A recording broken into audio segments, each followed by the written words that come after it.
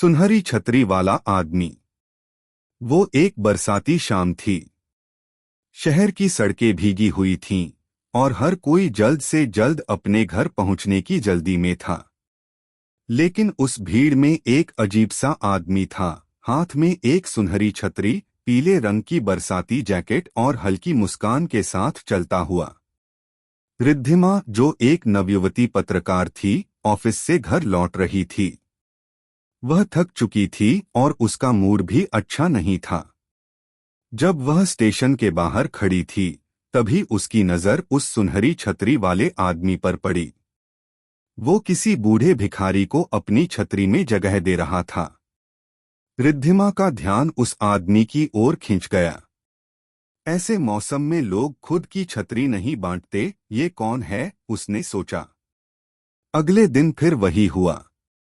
रिद्धिमा को स्टेशन के पास वही आदमी दिखा। इस बार वो एक खोए हुए बच्चे को उसके माता पिता से मिलवा रहा था। और तीसरे दिन वो एक पुराने फेरी वाले को अपने साथ चाय पिलाता दिखा। जैसे जैसे दिन बीतते गए, रिद्धिमा का ध्यान उस आदमी पर से हट नहीं रहा था। वो उसकी आदतों को नोट कर रही थी।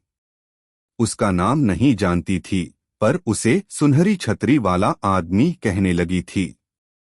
एक दिन रिद्धिमा ने तय किया कि वह उस आदमी से बात करेगी। सुनिए, उसने धीरे से कहा, आप हर रोज किसी न किसी की मदद करते हैं।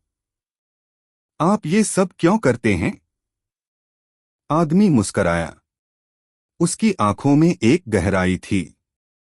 उसने कहा, क्योंकि मैं जानता हूं कि छोटा सा अच्छा काम भी किसी की जिंदगी बदल सकता है।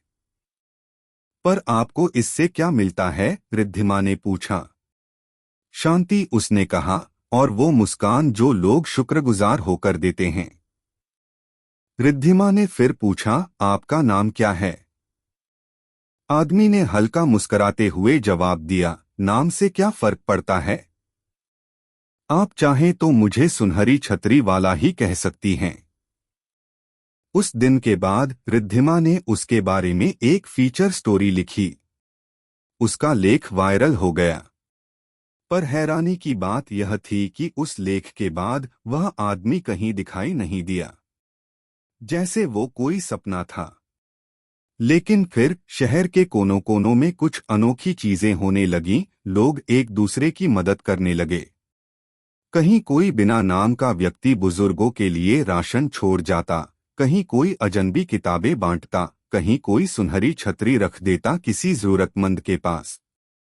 रिद्धिमा को समझ में आया, वो आदमी कोई एक इंसान नहीं था।